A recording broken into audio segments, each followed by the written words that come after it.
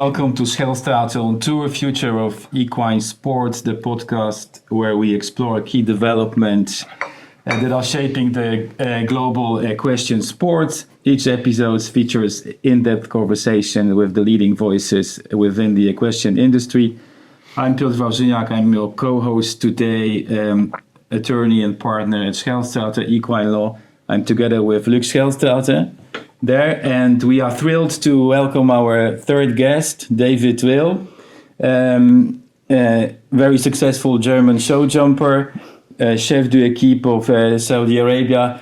Welcome, David. It's great to have you in Den Bosch. I understood today that it was your first 5-star show that you ever won was actually here in Den Bosch. First of all, thank you, Piotr. It's a pleasure to be here. And yeah, it's a great place for me to come back to. It was, as you said, first time I won a 5-star Grand Prix here a couple of years ago already. But yeah, so I always enjoy being here. Great. Thank you, David. Yes, David.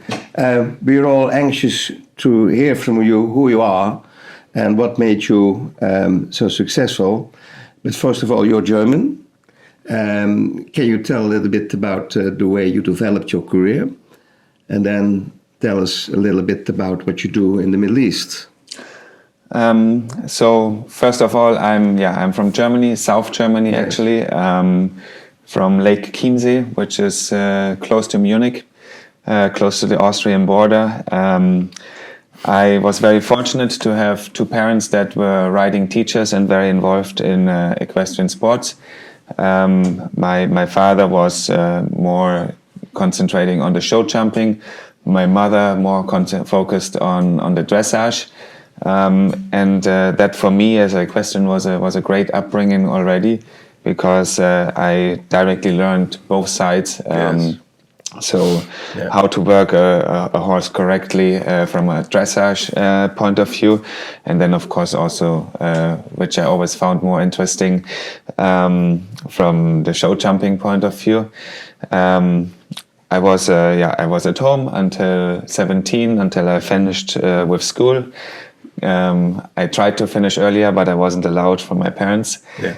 And then I left home first direction Munich. It was my mother's idea. I was working in a dressage stable there for Uwe Schwanz, very, very successful German dressage rider, who actually also rides successful in show jumping, but yeah, mainly dressage.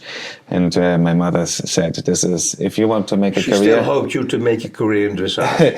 No, I guess she gave up on that. But she said, if you want to make a career in show jumping, the basics have to be right. Yes, and but there are many or more important German riders that do both. I mean, you have Mrs. Klimke. Yeah, we have Michael Jung, who does all three to the highest level: dressage, show jumping, and eventing. I mean, in eventing he is completely outstanding, and we as show jumpers don't like him as our opponent. That's a little bit in the past. It was the usual thing to do all disciplines, and then a little later it got more and more specialized. Yes. And when did you choose for the show jumping? I still remember that as a kid we were riding ponies, but only a little bit for fun here and there on the field. And then I remember we were sitting at breakfast, my mother, my father, and I.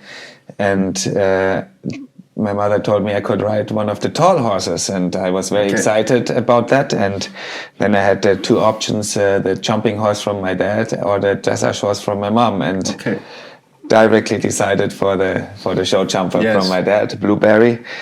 And that's how it started. Okay, good. And tell me a little bit more about what happened, because you made a huge career so far. So in the beginning, my career was very slow, actually. I was first working 2 years in Munich, which was very valuable for me. And then I had the chance to go to Frankfurt to work for Dietmar Kugler, He still is a very successful horse dealer and trainer. And at the time, he was the German trainer for the juniors and young riders. For 10 years, he was very, very successful, won a lot of medals. So that was a very good opportunity for me to do the next step in my career and learn a lot. But yeah, that developed slow there. I was always a little bit late, I would say.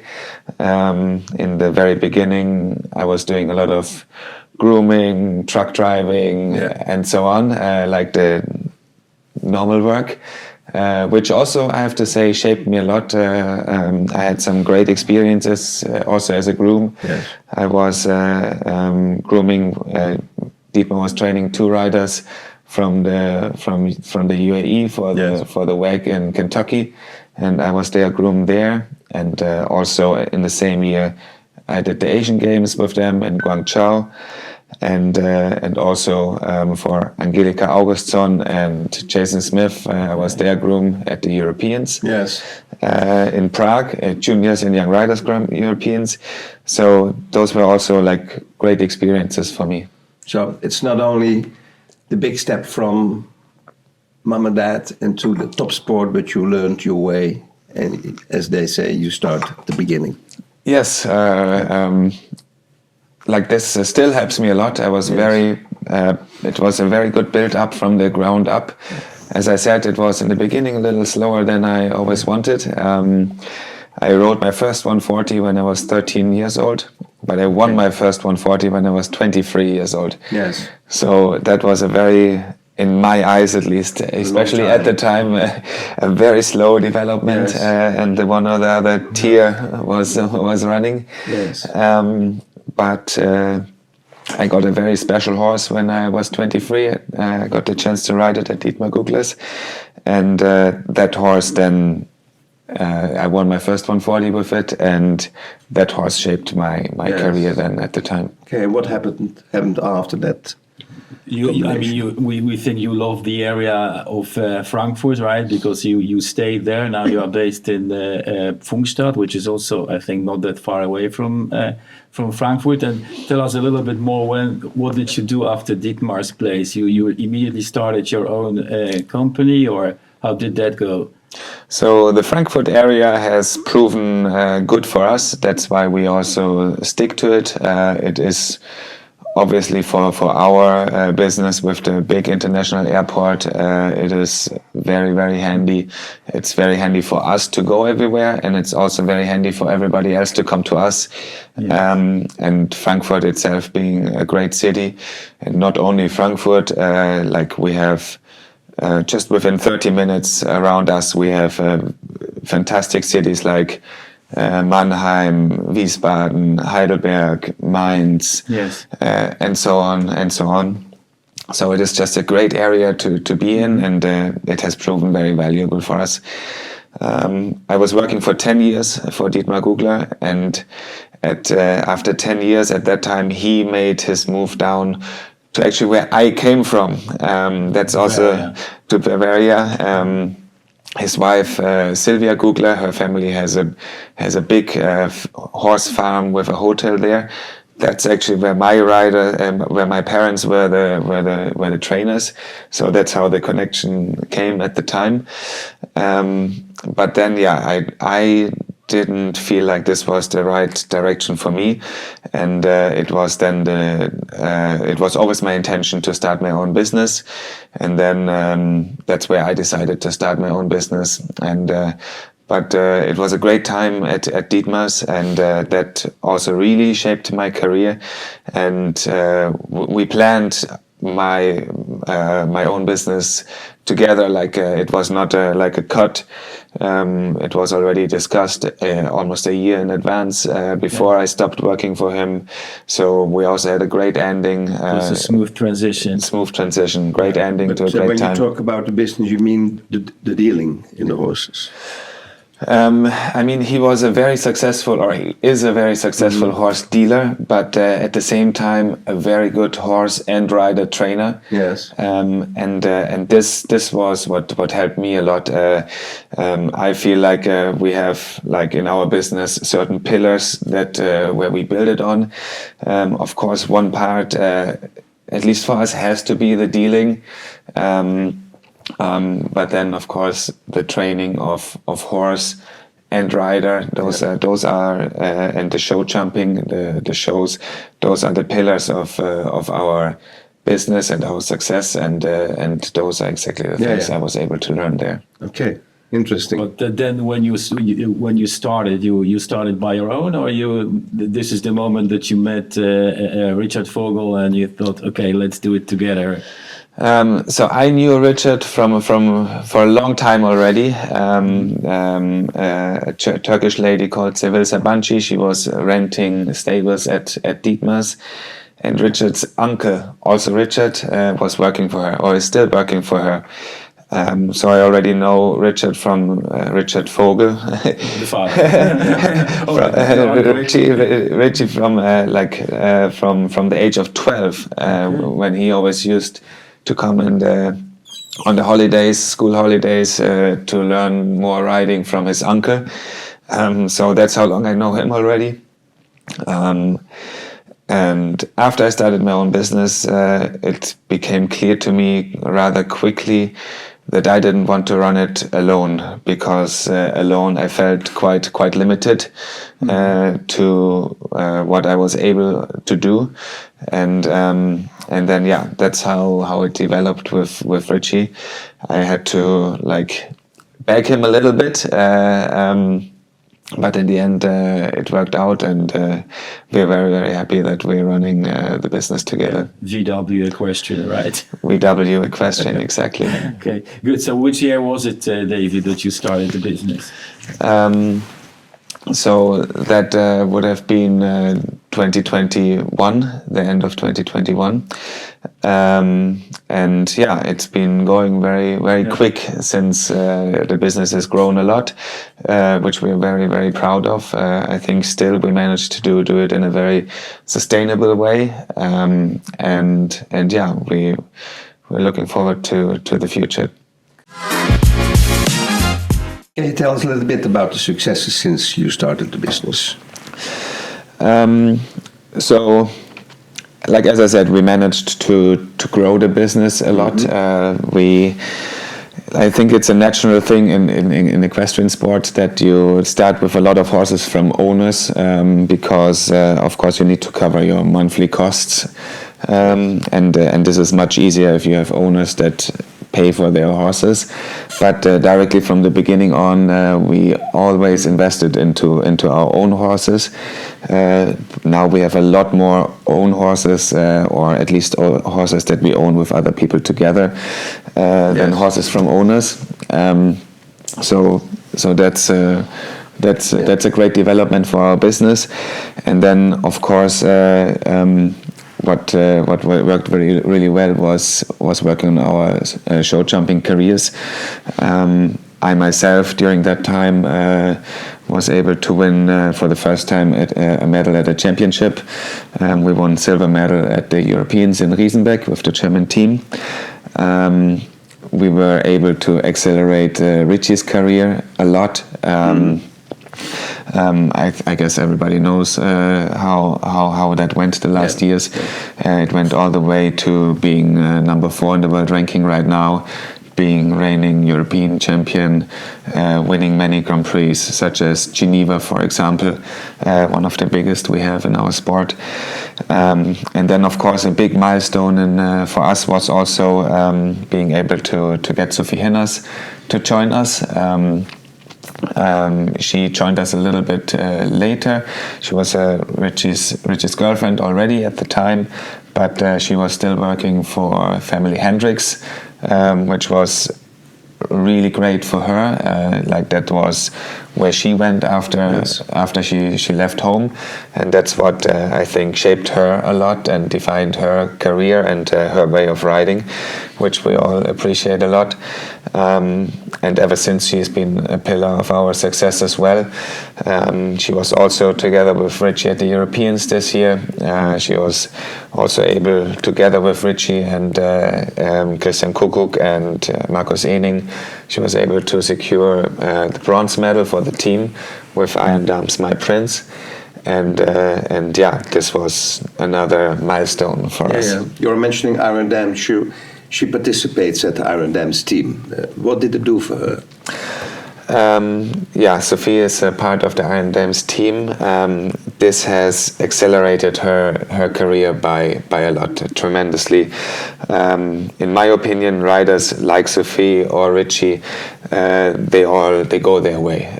They have the right attitude. They have the right attitude towards the horses, and they will always make their way.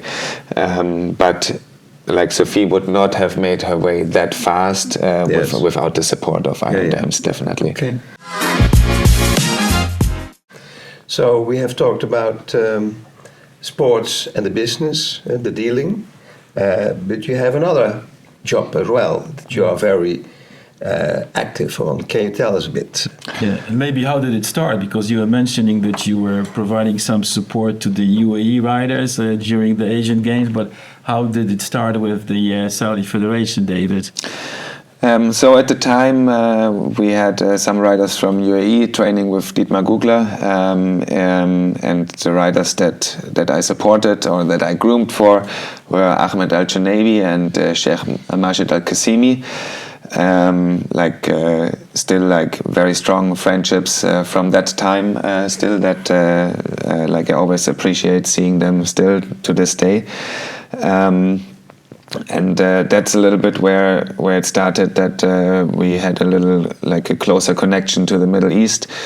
I lost count, but I've been for sure 8, 9, maybe almost 10 times in the UAE for the winter season.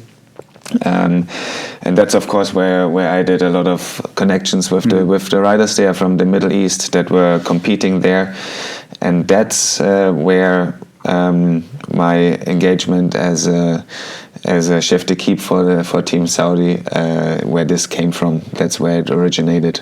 Okay. So your girlfriend goes to the Sunshine Tour, and every time in the winter you go to the Middle East to compete. Yeah, she's very happy about that. That I'm gone a lot. But yeah, no. Jokes aside, it's always, we have a lot of benefits from doing that. From the first time on I did it, I realized that it is a great place to bring up maybe a little bit inexperienced horses, because of course you have a lot more time to focus on them. So it always really brought them a few steps forward.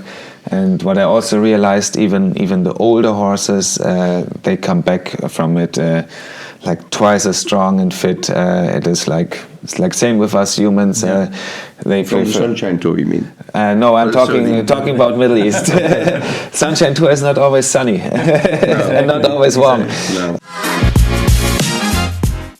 No, I think right now the prices for top horses are very, very high, but there's the rumors with a new tour, Pro Tour, coming up with very big prize money. So I think that might accelerate that even further. And I do not think if that tour comes, that the reaction from Global Tour, for example, will be to back down and say, we're happy to be the second league in horse sports. So I think they will push even harder, and then we have other leagues such as Major League that are expanding as well. So the sport is getting more and more. But I have a few topics that I would like to discuss about this, because we all encourage, are very happy with new investments in sports. But when you talk about dates, you talk about number of athletes that have the quality to compete at the highest level, and the number of horses. Do you think there's sufficient space? I mean, the calendar is extremely tight.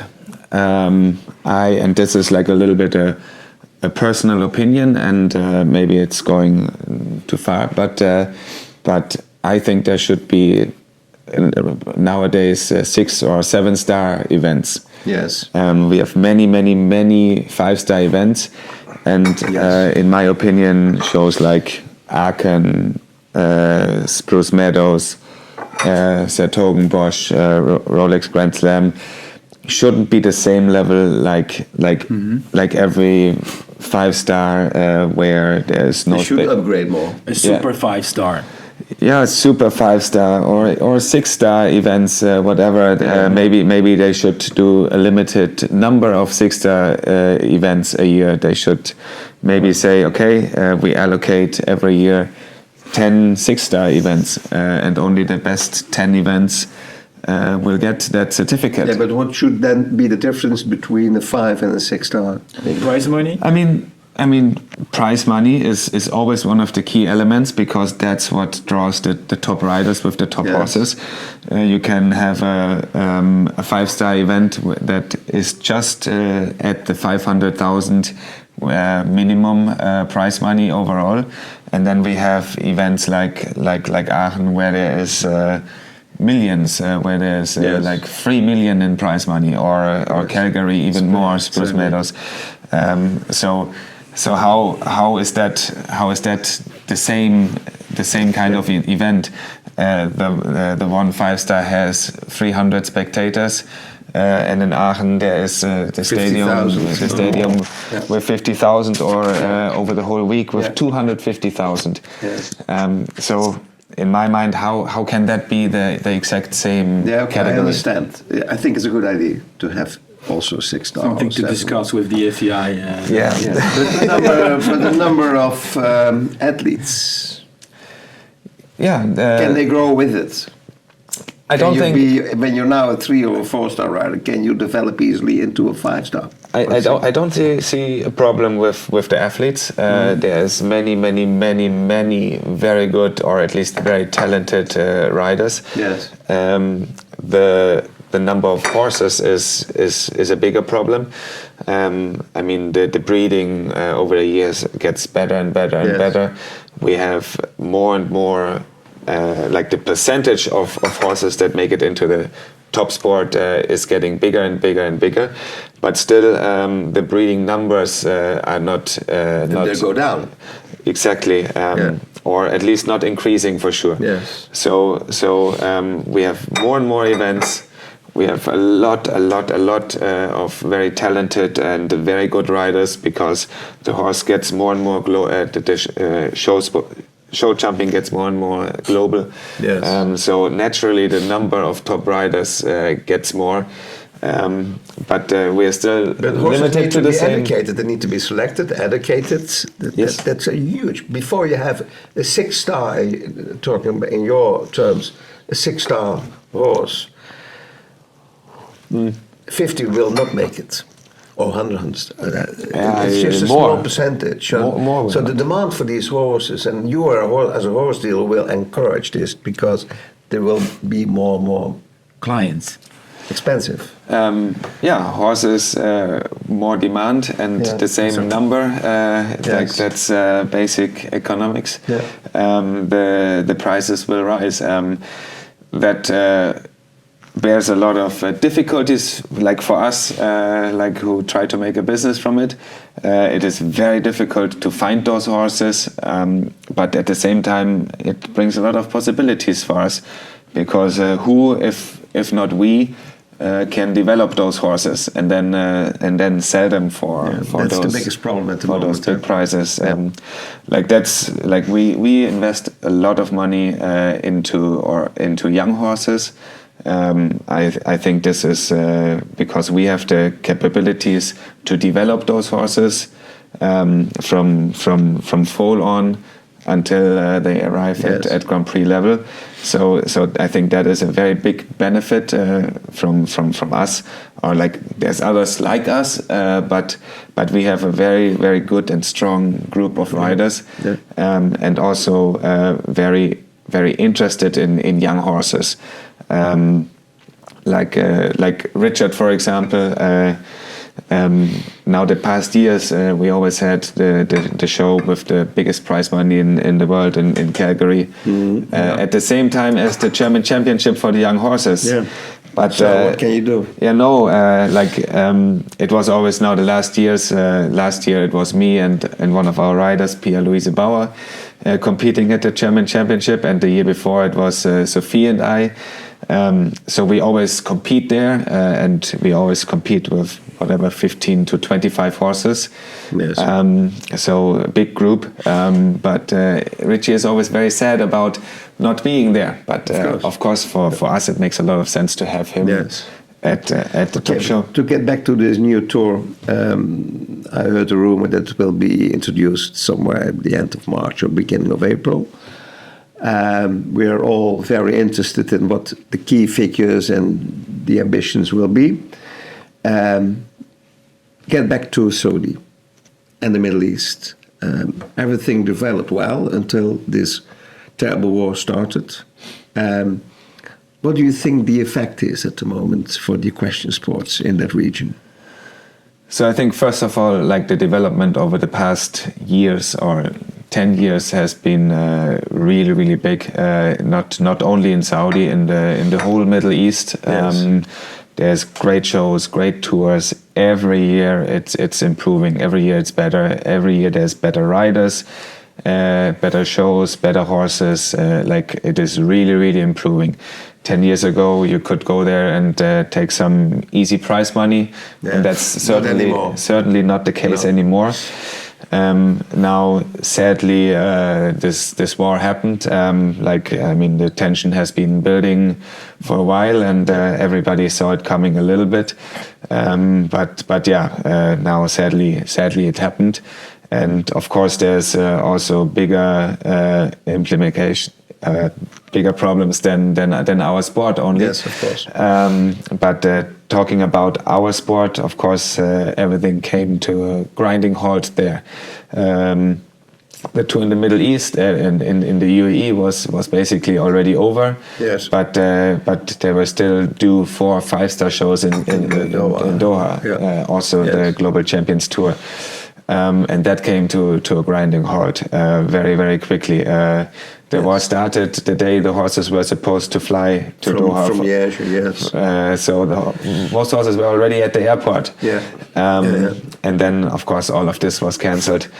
But I think what shows how strong the equestrian sport and also the movement is there, what really shows it is they're already running shows again in Doha. Yes.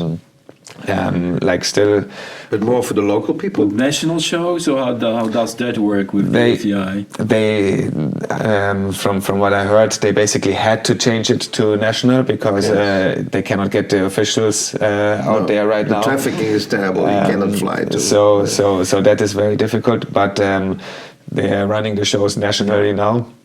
There is still a lot of riders there and a lot of horses, and they're competing again. And the prize money is still there. And the prize money is still there. So that just shows how strong the movement is. Even there's terrible things around happening. But assume that this ends soon. We hope today more than tomorrow. We all know that it was the Saudi, the Middle East in general, that decided to invest in equestrian sport a lot. Now this is a little bit of a hurdle. And they are acknowledged as a very valuable region to sport because people go, instead of going to Sunshine, you also go to Dubai or UAE. What could the effect be for the long-term situation? I think it depends a lot on how this conflict will be settled at some point. If it's really settled in a way where everybody feels like, okay, this is good now, and without tension still being there. I could imagine if it's not settled in a good way, then the one or the other might think about. Do I want to fly my staff and my horses to the Middle East if there's still tension and the war might break out again? especially if it's settled in a good way, and also in a way that has a good future, then I don't really see any problems there. There might be the one or the other that has a bad feeling going there, maybe in the future, but I think that would be the odd thing. Yeah. So would you think that the region is still very interesting for riders, investors? 100%. Yes. 100%. And like as I said, just like it shows how strong they are that they are already running shows again. That shows how strong the movement and how flexible they are. Yeah. And I think once things settle, it'll start at least as strong. Okay, Piotr and I know that you have another interest on the global, and that's China when it comes to sports. We have. How do you see the developments there at the moment? There's a lot happening in horse sport there. There's a lot of people that are very interested in it. So the development in the country is very positive. We have very good partners that we do a lot of work and horse dealing with. I feel like that could be a lot more, in my opinion. Like right now, like the big markets, and this has never changed and probably will always be the same. Like one of our big markets has always been the USA, or America in general, and of course also Middle East. But I think that could develop if things progress in a positive way. I think that could be the next big because, thing. Piotr and I, we have been in China a few times. And we always understood, sorry to interrupt you, but the problem for the big sport and big business in China was actually the veterinary situation, that there were not many horses coming in and going out. So there was an exception for the Global Champions Tour in Shanghai with a special veterinary zone. But in general, it's not easy to go there, right? So to come back, maybe to go, but not to come back. Going is easy for the horses. Coming back is a difficult part. Yeah, like the big events are run in a quarantine setting, so it is possible, but those regulations are actually slowly changing in favor of that. There's a lot of people working on that. For us, trying to do business there, the most difficult part is actually the money transferring situation. Especially we have people that are actually trying to support us in our sport, and if we want them to invest into a horse that we ride, so into a horse that actually stays in Europe or in Germany and does not go to China, so it is very difficult to invest in a good that doesn't get delivered into China. That makes the transaction very difficult. So that is actually one of the big hurdles. But separate from the regulations on going to or out China, we felt that there are many people in China that want to ride horses, but they buy horses between 25 and 100,000 euro. But for the big sports, you need a different investment. Can you say something about that? Is that changing now? Are they really investing the money that they should to be able to compete at 5-star? And also, do you think that the training will be in China, or that the Chinese people will come to Europe or the USA to do the training and the management? There are not so many competitions yet. So from a training standpoint, both is happening already. There's a lot of trainers also from Europe, for example, in China. They are really trying to get good people there to train them. but also a lot of Chinese people are making their way over to Europe or to the US and so on. And yes, of course, they also realize if they want to compete at the top level, they need the right horses. So also from an investment side, they are really upping their game. And there's just a lot happening. Like you can, for example, see in Shanghai the stadium they built there for horse sport. That's maybe apart from the one in Doha. There's not a lot comparable in the world. Yeah, that's right. Yeah, okay, we're all looking forward for these developments because we, as an international active law firm in equine sports, we encourage the traffic, we encourage the dealing. But the demand for top horses will be growing when countries like China are investing more and more and buying these horses, because I don't have to tell you there are many Chinese. So if it's getting fashionable to buy horses and to compete, but you see it in many competitions, not only in show jumping but also in dressage, that when you go to certain shows, 60% of the participants are from Taiwan, Japan, are from Middle East, are from everywhere. And that's interesting to see how it develops. And it's my understanding that especially the Germans were always very active with the international marketing, like the Kasselmans in dressage, Jockemöhle, and they were always ahead of many other countries in their I feel like the Dutch have surpassed us a little bit. You think so? I think like this is something actually, like me as a German, that's something we admire. The Dutch always are very business orientated, and that they have a great spirit in that way, and that's actually something where I feel like we can still learn a lot from. Yeah, but the downside of that is that we always sell our best horses.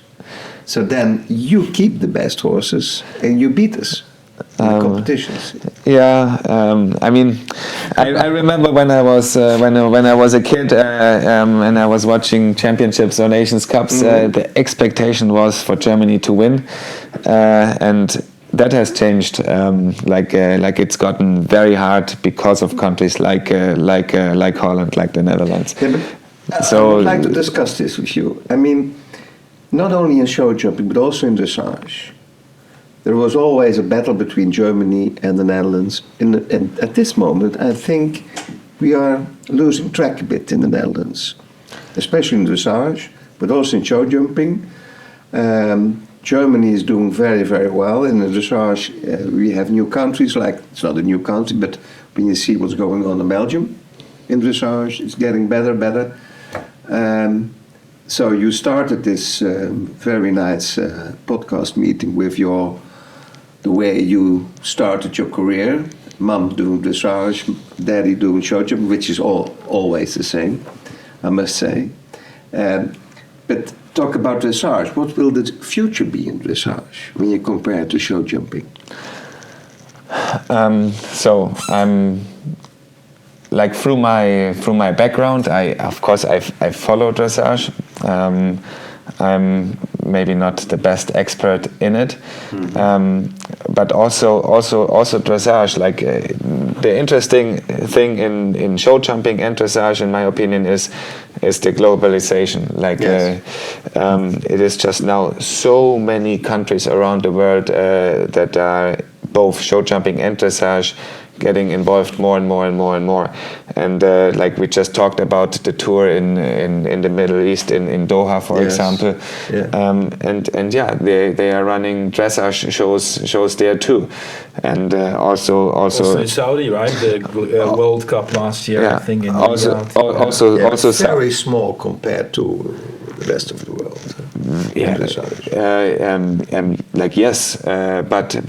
But it is getting more and more everywhere. Also, this Saudi Arabia is now looking into investing more into dressage as well. Yes. They see the opportunities there, direction, especially Asian Games, for example, which is extremely important to Saudi Arabia. Like us as Europeans, we don't follow Asian Games as much, but the event is huge. It is. It develops. They have now Grand Prix also in dressage in the Asian Games. So that's new. And not only horse sport. The whole Asian Games event is like Olympics. Yes, it's huge. Yeah. But to get back in dressage, I think we are not growing in dressage anymore worldwide. That's my idea. And on the contrary, the show jumping is exploding. What could we do to make it a more attractive sport? So, I'm a show jumper. I'm very happy to talk about dressage, but it's in your genes as well. But I think for the general people that are not so involved in horse sport, yes, of course, it is more exciting to see show jumping, to see horse and rider going around big tracks in very high speeds, and the good thing there is it is very measurable. The pole falls, the pole doesn't fall. I agree. The one rider finishes the course in 37.2 seconds, and the other one in 36. The one in 36 wins. So it is very, very easy to follow for somebody who's not very familiar with horses. Yes. And that's why I think maybe especially in countries like not only the countries we talk about, also India, for example, horse sport is growing a lot there too. Yeah. But for the people that don't know too much about it yet, the access to show jumping is much easier, and the access to dressage maybe comes even as a second step if people are more educated in horse sport. But also, when you win a 5-star or a 6-star in the future, in your terminology, the prize money is huge. When you compare the prize money in dressage, it's very, very, very, very small. It's very small. I don't talk about that's an exception, but in general. No, but even here, when you compare the Grand Prix in dressage in terms of money and show jumping, it's a huge difference. Though it's a FEI world. Yeah, I think that's the World Cup, right? But it's sold out. But do you think that it would be more attractive for spectators if there was more money involved? I don't think it makes a difference for the spectators. You cut this. You cut this. I don't want him to tell this because I tell everybody that when the money gets in, when we would have a World Series like the Globe from Jan Tops or whatever other series in dressage, with the best riders and the best horses, with big prize money, then I think it would be more interesting for you. Actually, I have to revise what I said at least a little bit. Like, of course, there's the people that watch dressage for the beauty of it, and people that are very knowledgeable, and maybe they don't care too much about the prize money. They want to see. If Isabel Wert is there with her best horse and doing a beautiful freestyle. Yes. But from another point of view, of course, the more prize money there is, the bigger the tension, the bigger the excitement is, and for sure, as a spectator, you can see that. But I think also, you're actually right. I don't know if you both agree, but I think that if the prize money goes up, then it's also a lower. Step for a possible investor to make a decision and to invest in dressage, because the horses are still very expensive at dressage, and the prize money that you get is very low. And at this moment, of course, I understand that if you enter a sport, you don't always do it for the prize money, but it's one of the factors that somebody, I think, would consider before investing in a dressage. How much money can I make on this, right? Independent of breeding or. 100%. Was it part of your choice that show jumping would give you more financial affect then dressage when you made the decision to do showjumping? No, I was definitely too young to consider. But when you were with Dietmar and you were building up, Yeah. you were already eating business day by day there. Yeah, for me, like there was never a question. I've always been an enthusiast for show jumping, yes. and I think, like business aside, I think especially for us, this is a very important factor. It's not a 9-to-5 job. It's not a 5 days a week job. So it is very, very important if you want to be successful, or I guess in actually any kind of profession. Yeah. If you want to be extremely good at what you do, you have to be an enthusiast, and you have to be passionate about it. That's not limited to horse sport, but maybe weighs even heavier in horse sport. Yes. So first, the enthusiasm, the passion has to be there, and that's what makes you really good. So my passion has always been there for show jumping. I like dressage, but I did dressage in order to become a better show jumper. Well, I agree fully with what Piotr is saying here, because when you look at the top 200 show jumpers, they're all dealers. I mean, they're able to finance their sports by buying and selling. In dressage, it's more difficult.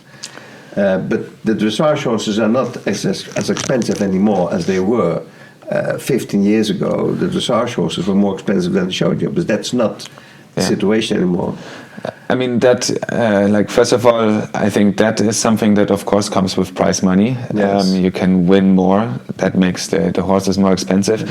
And then what you mentioned with the top 200 riders being dealers, that's, I think, where it comes back to the pillars of the business in show jumping, because like they don't use their business to finance their show jumping. It's just that is one of the pillars of for success. Like as I said before, like with Richard being in the top 10 in the world, and Sophie being very close to that too. Like that, like we generate income by the prize money they win, or that we all win together. That is over the year it's significant.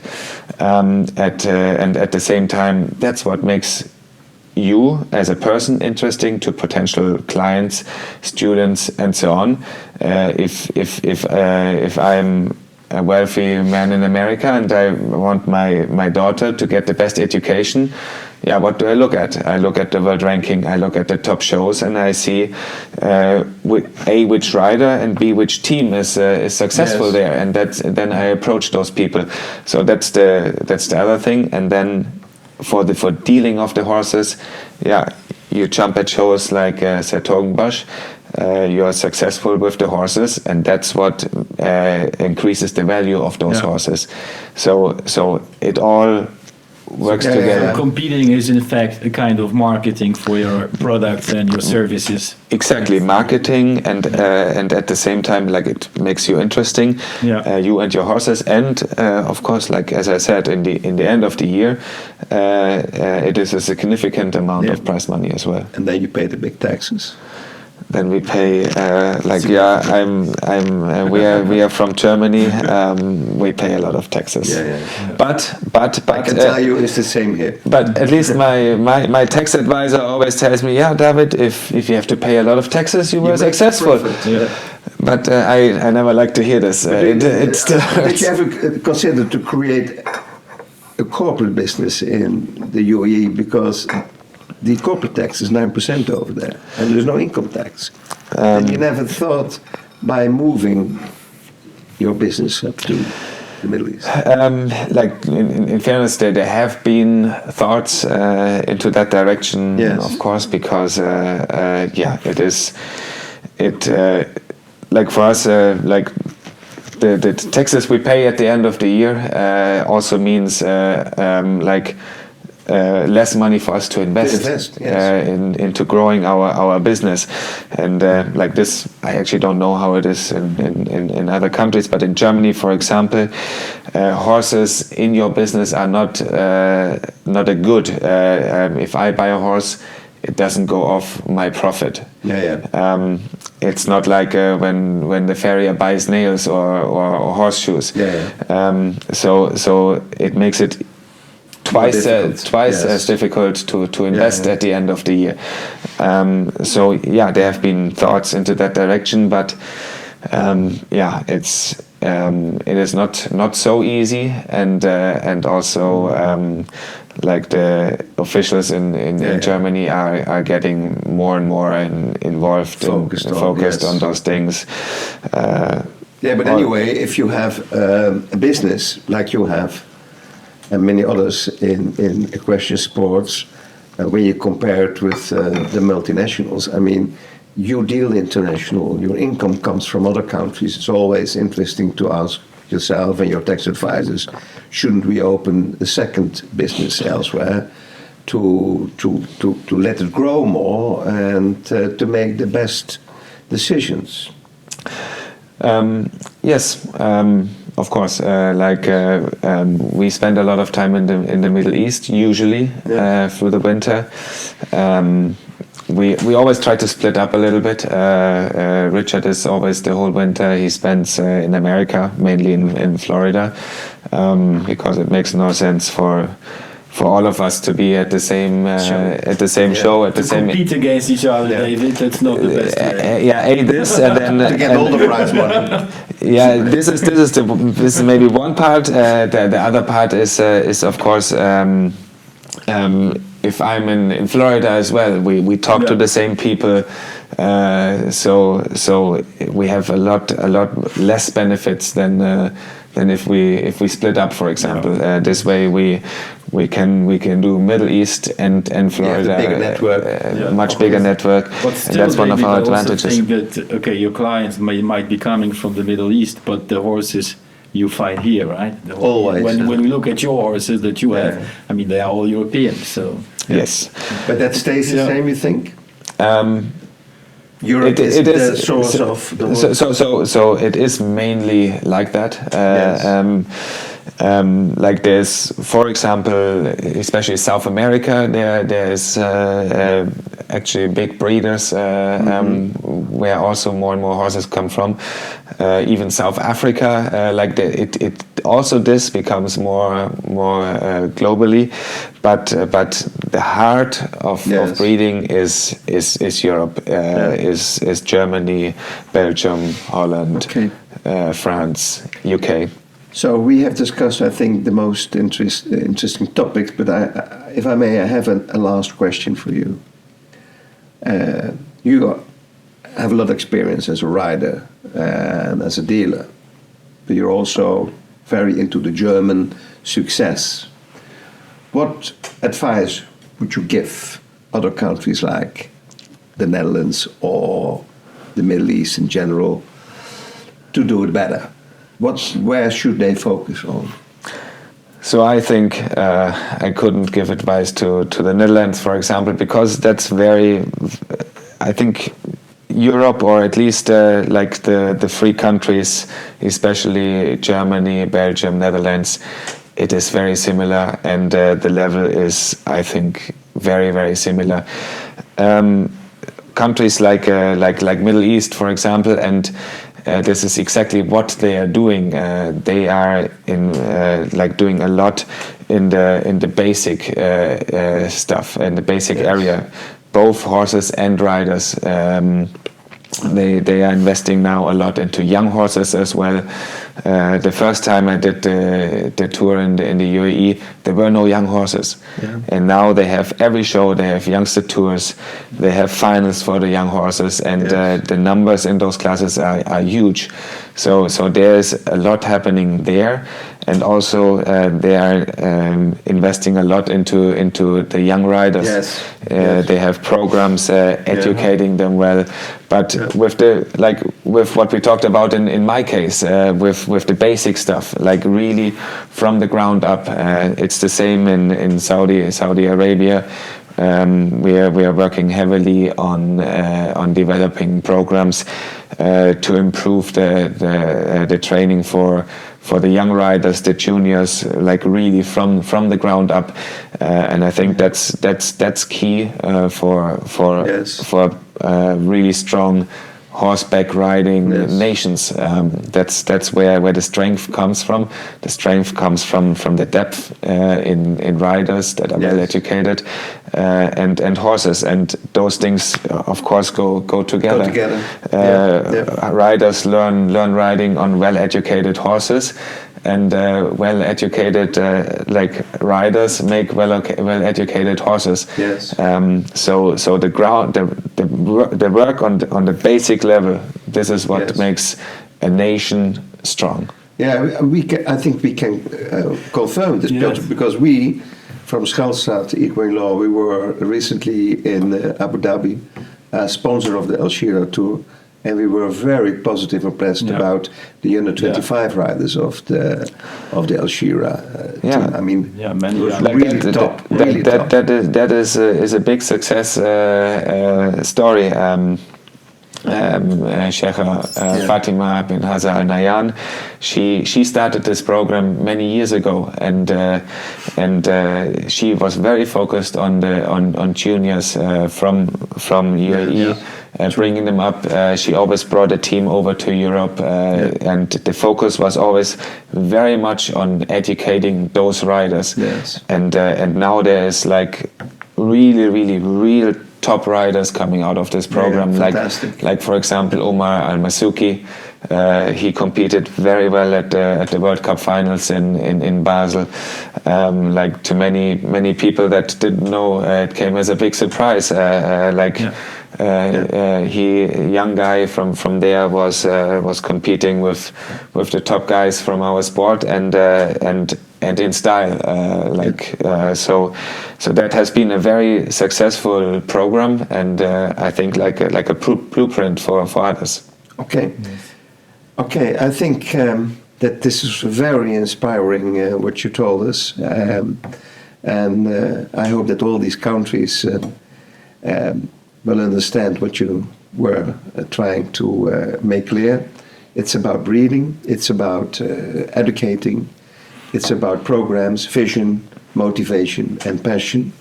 And we all feel the passion that you have for these sports. And I think we can thank you very much for being here. Oh, thank you. And we wish you all the best. Thank you, with all your activities. Thank you. Same to you. Fingers crossed for this afternoon. I hope you can take some good prize money back home. We are fortunate. We have two riders in the Grand Prix tonight, Richie and Sophie, both with their top horses, United Touch and Sinclair, and so everything is in shape. So it's going to be exciting, and we hope to bring some home of the big prize money. Thank you, David. Thank you. Thank you, guys. This wraps up the third episode of Schelstraete On Tour. Please follow us on social media and on the YouTube. Thank you very much, David. Thank you.